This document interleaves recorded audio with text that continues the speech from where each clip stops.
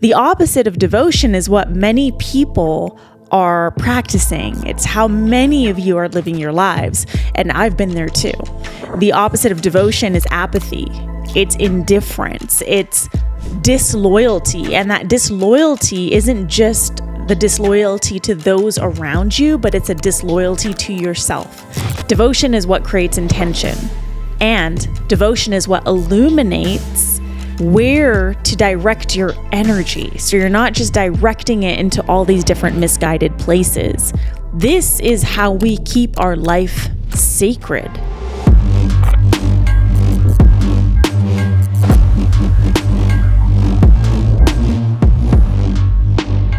Welcome to another episode of Potent Truth, and I am devoting this episode to my word, my intention for 2023, which is devotion. If you've been in my community for a while, you've probably heard me speak about devotion at least once. And since I started speaking about this, it has become somewhat of a buzzword, a buzz term in the spiritual and personal development community. So this episode is really here to serve as a space to discuss what it truly means to be devoted. Now, 2023 for me is a year to cultivate a deeper devotion to what feels truly meaningful to me, not to anyone else, not to my previous identities, but what feels meaningful to me as the human being that I am today. Because evolution is real. And as each day passes, we continue to evolve ourselves. And as you've heard in the last few episodes, my process of death and rebirth is very real. And through that rebirth, there is an evolution. And again, as I mentioned in the rebirth episode, so much of the rebirth is unclear, but what is clear is the fact that I am evolving into this next depth of my being. And what is needed to continue to nurture that depth is a deeper devotion to only the things that really feel meaningful to me. Now, I did an episode on this in year 5. That is a really great episode to listen to prior to listening to this one.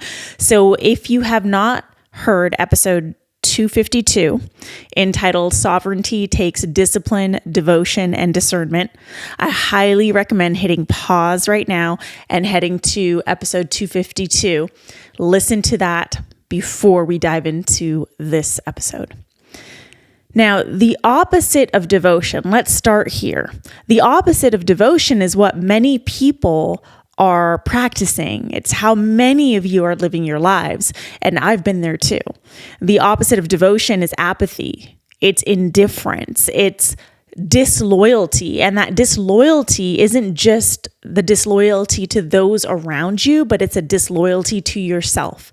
It's an indifference to yourself, to your purpose, to your movement, to your leadership. It's a genuine, real, visceral state of apathy, which so many of us go through. And now is a great time to ask yourself if you're going through your life and leadership and leading your business from a state of apathy. It's really important to get real with yourself. Now, I want to share just a little bit about how I got to this place of really being truly devoted, of practicing devotion. Now, I started coaching in 2014. It's been a long time. And within 1.5 years, I was featured on dozens of podcasts. I had my writing go viral online, and I grew a large audience completely organically. It was overwhelming just how fast my presence grew. And at the same time, it offered me the notoriety that I was seeking. It offered me success very early on in my career, and it took a lot of discipline, okay? And again, we're going to get into the differences between discipline and devotion, but it took a lot of discipline for me to get to that place. Now, in 2017, so 3 years after I started my business boomed in a really, really big way. 2017 was the year that I hosted the first Amplified Soul Live 3-day event, and I had 100 people in the room. To sell 100 tickets to a 3-day event in Los Angeles, that in itself is a feat. I worked my ass off to get that done. And the event itself was amazing. I still look back to that event and I'm in awe of what me and the people in that room co-created. It was a beautiful, beautiful event. And from that event, I sold out my entire business. Every offering that I had, I started hosting sold out retreats. The live events continued. I was speaking on international stages and many, many more podcasts. I was being featured a lot more. I was enrolling more clients. But then I hit a wall. I feel like I hit the wall probably very early on in 2018, but there were signs of this towards the end of 2017. Like I felt like I was either running out of gas or not super fulfilled, even though I was financially successful. Something felt deeply, deeply misaligned. And that's when I started getting really sick. And I was dealing with a lot of physical issues, emotional, mental issues, all of which were, of course, interconnected. And I just didn't know what to do. Because on one hand, I felt like my business was booming. Things are going really, really well in my life. But on the other hand, I wasn't feeling the same. There was a total misalignment taking place in my life and in my business. And that's when I went towards plant medicine. When Western and holistic medicine wasn't really serving me, I journeyed into the plant medicine space. So December 2018, when I first started sitting with ayahuasca and really devoting my life to this plant medicine journey, never did I ever imagine what would happen next. Plant medicine took me on this journey of downsizing everything, downsizing my business, downsizing my life. It took me on a journey of breaking everything down and reassessing every aspect of my leadership, of my relationships. I went from hosting 100-person 3-day events to working one-on-one with clients in private ceremonies and 6-month journeys. And as the world continues to scale, right? We hear this a lot in the business leadership space is we have to scale. Scaling is how we'll impact more people. So as the world continued to scale, I continued to expand my roots, deepen intimacy, and hold things more sacred. So I started showing up less online, meaning no more daily videos. And yes, I was doing daily videos. It was insane. But holding things more sacred, holding more sacred spaces for myself and for my clients. At one point, I was the coach that you hired to help you gain visibility. And now I'm really here to help you journey to the deepest depths of yourself so you can uncover your truth and lead with potency. There is such a visceral shift, an evolution that I have been on since 2018 that has taken me into the more intimate spaces of my purpose, of my dharma, of my work, of myself. And this has required me to shift from discipline to devotion. So at one point, I really thought I knew what I wanted. When I started coaching in 2014, when I got in with the popular in crowd of the influencers, like I really thought I knew what I wanted, but instead I was chasing other people's dreams. While I was also tending to my inner child's desire to be seen, to be acknowledged, to be understood, I held nothing sacred. You can read more about this in my book, Potent Leadership. If you haven't read the book yet, I highly recommend you do. But at this point in my life, I was leading my life, my business, my movement, my dharma with discipline only and zero devotion. In fact, I wasn't conscious to the things that I was actually devoted to. I created a lot of success. Don't get me wrong. I created a ton of success, but not a genuine feeling of fulfillment.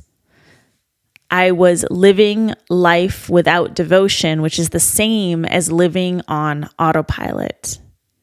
And we all do this at some point in our lives. It's hard not to, because we see what other people want, especially in social media. We see what other people want. We see what other people are doing, and we think that's what we also want. But we chase those dreams because what we're doing is we're actually trying to fulfill the innermost desires of our inner child, the things that we didn't receive when we were younger. So again, for me, it was like this desire to be seen, to be acknowledged, to be understood, which is why I was doing all the things and being seen in all the places and doing daily videos and doing all these events and running multiple offerings all at the same time. Again, nothing felt sacred. So there are two ways that we can practice devotion. There's conscious devotion and there's unconscious devotion. The unconscious devotion is when we allow our unconscious mind to lead us by the things that we are focusing on. So we can be unconsciously devoted to our fears, to our pain, to our suffering, to our past stories and experiences, and make decisions and choices based on that sense of devotion. Or we can be consciously devoted to things. For example, I am now consciously devoted to my health and well-being. In fact, that is like my number one priority in life. And I do not sacrifice anything for that. So that means I say no to events that happen on a weeknight at night because I go to bed at 8 p.m.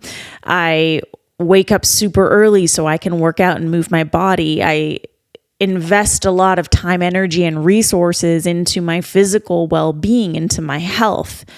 That is a conscious devotion that leads me to make conscious decisions and choices that allows me to cultivate a sense of discipline that feels really good because I know what this discipline is protecting. It's protecting that which I am devoted to. Now, when it comes to discipline versus devotion, I mean, just take a moment right now to sit with those words. Sit with the word discipline.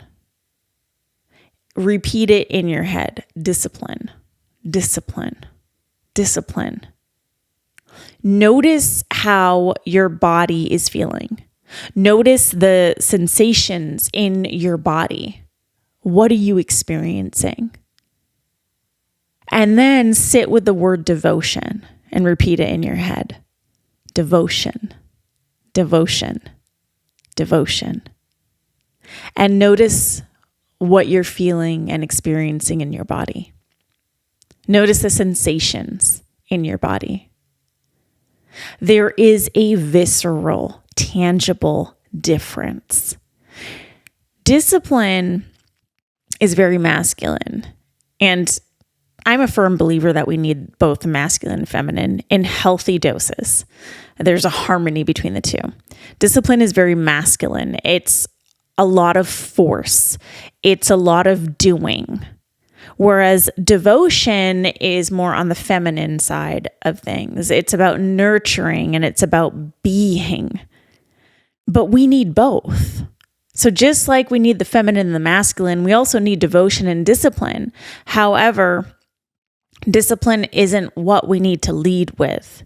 When you try and discipline yourself to do something, there's a reason why it's hard to stick to that plan. There's a reason why you fall off the wagon, per se. Discipline is actually the container that holds all that you are devoted to. Okay?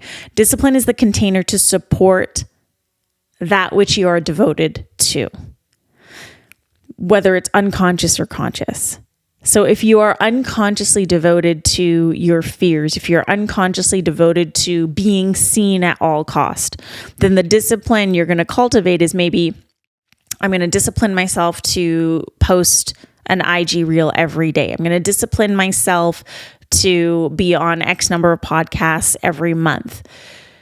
But there's a force behind it. There's a doing behind it. And you're not left feeling super fulfilled. Whereas if you are clear on what it is that you're devoted to, I'm devoted to serving my purpose, then you create discipline around that devotion. And it's not going to look like, oh, I need to force myself to create an IG reel every day. It's going to look and feel completely different. You cannot hold intentional discipline without intentional devotion. So again, it's the difference between conscious and unconscious devotion. You need to get clear on what it is that you're devoted to, because I can assure you that right now you are unconsciously devoted to a lot of things. And perhaps there's an opportunity for you to cultivate a deeper sense of conscious devotion. Devotion is what creates intention, okay? And devotion is what illuminates where to direct your energy. So you're not just directing it into all these different misguided places. This is how we keep our life sacred. When we're not dispersing our energy into all these different things that don't actually bring meaning into our life. We hold life sacred.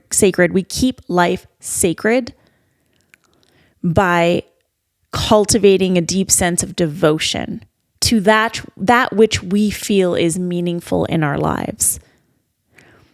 So let's talk about what happens when you're practicing discipline without devotion. In fact, I'm going to give you 5 signs that you are practicing discipline without devotion. So sign number 1, the discipline feels forced. So again, we need both. We need discipline and devotion, but we want to have the discipline as the container to hold that which we are devoted to. So it's very intentional discipline. It's conscious discipline. So if you are feeling that your discipline, your current level of discipline feels forced, like you're forcing things, that is a sign that you are practicing discipline without devotion. Sign number 2 is you feel energetically depleted or even physically exhausted from the amount of discipline that you're practicing in your life.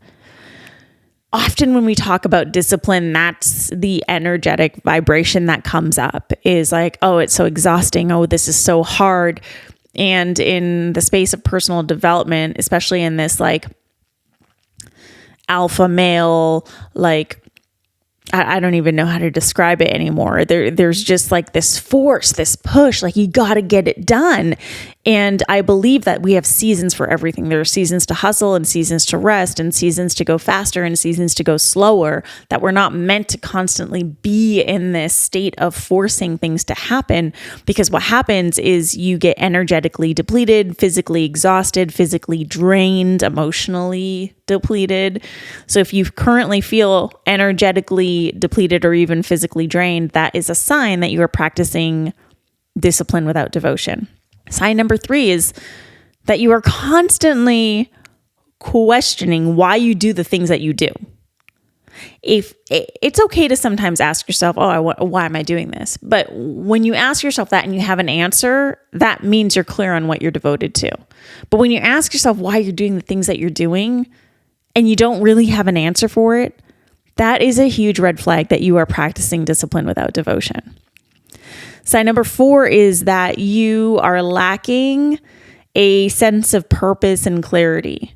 Like you're doing, but you're not really clear why you're doing the things that you're doing. You're not really clear how this aligns with your purpose. You're not clear. Things feel fuzzy. Things feel muddy. And then sign number 5 that you're practicing discipline without devotion is that no matter how much success you create, because you can create a lot of success with discipline only. People do it all the time. But no matter how much success you create, you never seem to feel fulfilled. You may you may appear to have everything that you want, but you don't feel fulfilled. Nothing feels sacred anymore. A good example of that are leaders who get lost on the influencership path.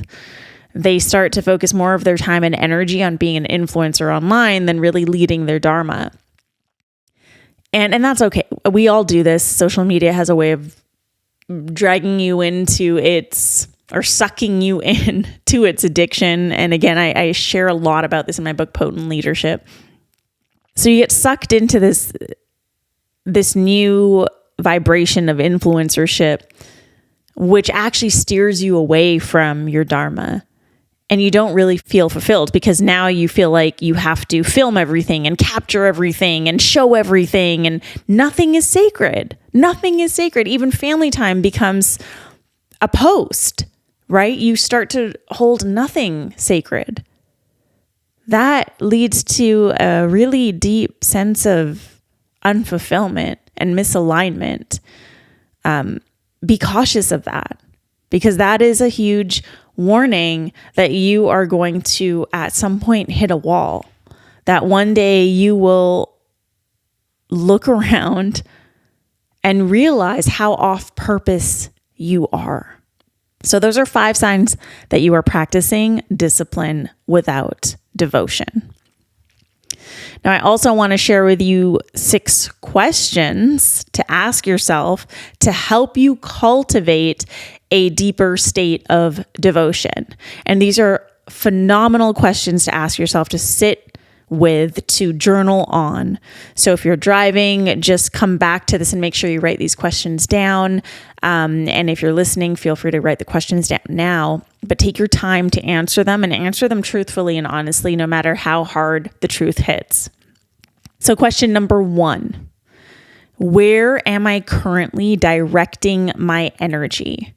And am I left feeling energized or depleted? So take an audit of your life and observe where you are directing your energy. And you can do this over the span of a day, a few days, a week, to get a really good sense of where your energy is going. And then notice if at the end of the day you're left feeling energized or depleted. And I don't mean energized as in you have a lot more energy than you started with. Speaking as a projector in human design, as someone who at the end of the day is done, I don't mean that type of energy. What I mean is there's like a genuine sense of, wow, that felt good. Even if you are a little tired from the day, that felt good, versus the depletion. Question number 2, does my current level of discipline feel forced and unintentional, or nurturing and intentional? So really assess the ways in which you discipline yourself, whether it's a discipline around working out and taking care of your body, or a discipline around your writing or content creation, or a discipline around the way in which you've chosen to build your business, the discipline around your time.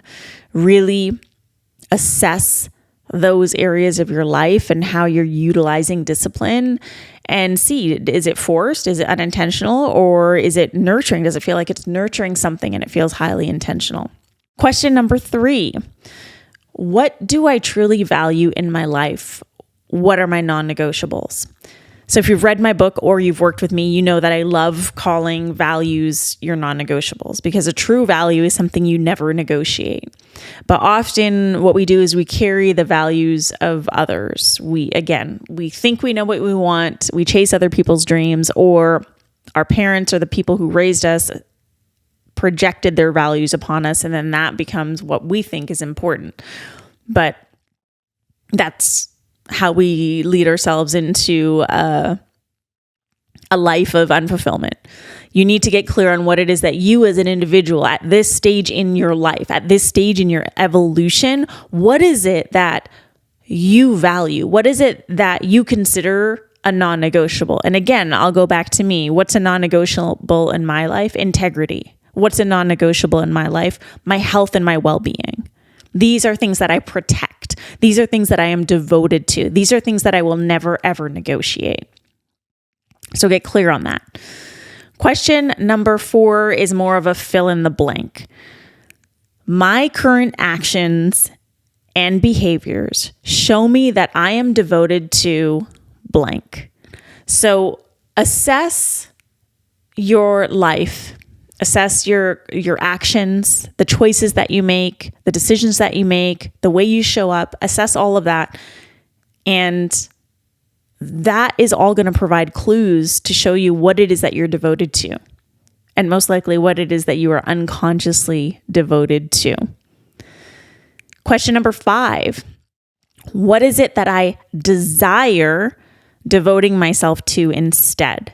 What is it that I desire devoting myself to instead? And this must be aligned with your unique values and non-negotiables. Okay, these are not things that you want to devote yourself to because you see other people doing it and it looks fun and it looks like it'll create your success. No, fuck that. Like, what is it that you, at this stage of your being, at this stage of your evolution, truly desire devoting yourself to? And again, it has to be aligned with your values and non-negotiables. And then number 6, how will I keep things sacred? How will I keep my life sacred? So an example for that, for me, came really organically in that I started showing less of my life online. It just didn't resonate anymore because I recognized why I was trying to do it. I recognized that I was trying to prove myself, and that was taking away from the experience of life itself or the sacred nature of the work that I do. So I started pulling back. Other ways that I keep life sacred now is I do things for me alone and not just the camera. So we all fall into this habit, if you will, at times, because again, social media is an addiction. So just be cautious of that and ask yourself, how will I keep things sacred moving forward? Devotion is really needed to hold life sacred. And we need both discipline and devotion, but the discipline has to come from a place of devotion. The discipline needs to be really intentional and conscious because the discipline is the container that holds all that you are devoted to. So choose to be intentional with your actions. Choose being over doing, and choose to lead your life and your legacy with devotion. If you love this episode of Potent Truth, be sure to hit subscribe and check out some of the other episodes linked right here. If you have any questions or comments or insights that you'd like to share, drop them in the comments below, and be sure to tune in next week for a new episode of Potent Truth. Aho, family.